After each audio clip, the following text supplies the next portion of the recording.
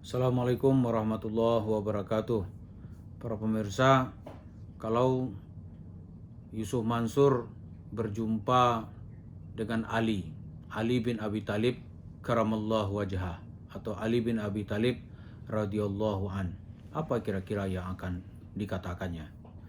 Ali ini kita kenal khalifah yang keempat dalam urutan Khulafaur Rasyidin.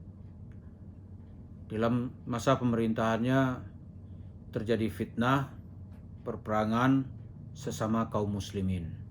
Tapi ada ucapan Ali yang sangat terkenal. Yang pertama, kata Ali, laulal Islam lakuntu adhal Arab. Kalau bukanlah karena saya terikat dengan nilai moralitas Islam, saya ini adalah orang yang paling licik di dunia Arab ini. Jadi itu ketika dia dihadapkan, kok dia bisa kalah melawan Muawiyah. Bukan Ali menyebut itu, saya takut menggunakan dalil-dalil Islam secara serampangan. Yang kedua, ucapan Ali lagi itu adalah ketika kaum Khawarij menuduhnya telah keluar dari garis syariat Islam karena dia berdamai dengan Muawiyah. Orang-orang Khawarij yang berpikiran dangkal itu, dia mengatakan Ali menolaknya dengan kalimatul haq wa gharaduhal batil, kata Ali. Ucapannya benar, tapi tujuannya adalah untuk kesalahan atau kebatilan.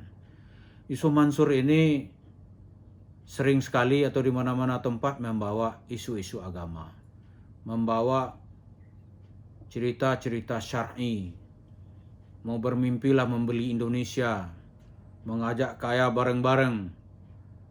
Itu dilabeli dengan label ustadz.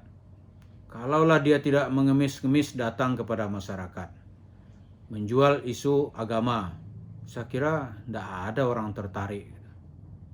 Tapi dengan isu Islam membuat orang bisa tertarik. Karena itu pula para pemirsa, kenapa kita harus ikut cawe-cawe dalam urusannya? Saya sendiri misalnya, secara pribadi saya bukan korban gitu. Tapi karena ini persoalan-persoalan Islam, kita harus ikut menyelesaikannya bersama-sama. Tidak boleh seseorang dibiarkan menjual ayat-ayat untuk memperkaya dirinya sendiri. Nah, Yusuf Mansur cerita ketemu sahabat, ketemu Nabi. Nah, kalau sekiranya memang Ali hadir hari ini, Yusuf Mansur mungkin akan dia ceritakan, omongan ente benar, tapi kelakuan dan tujuannya salah. Seperti cerita Ali kepada orang-orang Khawarij, kalimatul haq wa gharaduhal batil. Kalimatnya kalimat dan keluar dari mulut orang-orang Khawarij itu benar, tapi tujuannya salah.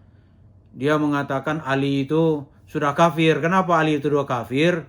Karena ada firman Allah, wa man lam yakum bima anzalallah faulaika humul kafirun. Ali sekarang tidak berhukum kepada hukum Allah tapi berunding, maka dituduhlah Ali kafir. Kata Ali, kalian ini Islamnya baru kemarin. Tidak ada di antara kalian yang tahu kapan dan di mana ayat itu turun. Sementara saya tahu dalam suasana apa ayat itu turun. Saya berjumpa bersama Rasulullah, hidup bersama Rasulullah, berperang dengan Rasulullah, menegakkan wahyu. Tidak mungkinlah saya ini akan keluar dari garis-garis Islam.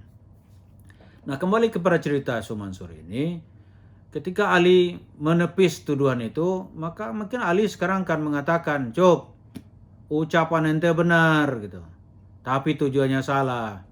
Ente mempolitisir ayat-ayat sedekah, ayat-ayat bisnis supaya orang tertarik. Setelah orang tertarik, dengan santainya ente mengatakan ini wakaf punya pribadi, maka dialihkan menjadi milik anak istri. Ini jelas sebuah pengkhianatan atas nama Islam. Dalam hukum apapun, hal ini tidak bisa dibenarkan. Tidak bisa dibenarkan. Cerita-cerita fiktif yang diceritakan tadi itu tidak akan berfungsi apa-apa. Orang tetap akan menuntut haknya. Nggak bisa dong. Dan kenapa ini masih bisa berjalan? Kita melihat karena biasanya kalau di daerah yang penguasanya kuat gitu, dia akan melakukan tindakan hukum. Walaupun ini tidak berlangsung, tidak bersentuhan langsung dengan masalah pemerintahan, tapi merugikan masyarakat. Di mana-mana itu penguasa akan turun tangan gitu. Kalau di zaman Islam ya jelas nih, Mansur pasti sudah ditangkap. Kalau Soeharto hidup bagaimana? Ya Soeharto hidup juga sudah dia tangkap, nggak ada cerita itu. Karena tindakannya itu sudah merugikan masyarakat. Nah kembali kepada persoalan kita tadi, kalau Ali datang hari ini, dia pasti akan mengatakan, berhentilah berorasi dengan dalil-dalil ayat, sementara maksud dibalik itu adalah untuk mengumpulkan materi, untuk memperkaya diri sendiri, dengan cara menjanjikan cerita-cerita surga, balasan yang banyak, kesuksesan. Padahal kesemuanya itu tidak bisa dibuktikan. Mudah-mudahan kita beragama yang bisa dibuktikan secara akal kita. Akal kita bisa menerima, dalil-dalilnya jelas, dan peruntukannya bisa ditelusuri dengan baik. Mudah-mudahan orang-orang bercerita syar'i hendaknya juga melakukan cara-cara yang syar'i. Di cerita-cerita syariat juga dilakukan dengan cara-cara yang beradab sesuai dengan syariat Islam. Karena itu, sekali lagi dengan tidak bosan-bosan kita katakan kepada Al-Mukarram, Pak Yusuf Mansur, kembalilah, janganlah suka berbuat cerita-cerita bohong yang tujuannya Anda hanya untuk mengumpulkan uang dengan sebanyak-banyaknya. Hukum Allah itu akan datang menjumpai siapapun yang telah melanggar ayat-ayatnya. Ingat, Allah itu adalah yang paling adil.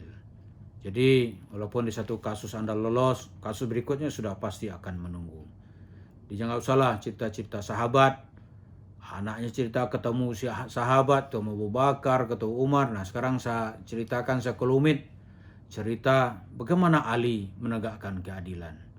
Jadi orang-orang cerita agama di zaman Ali itu ditepis oleh Ali.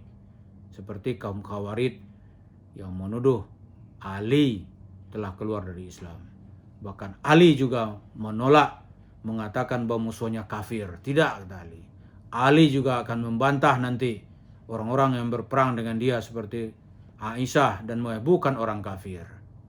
Tapi mereka disebut dengan Al-Baghiyah, yaitu yang menyimpang.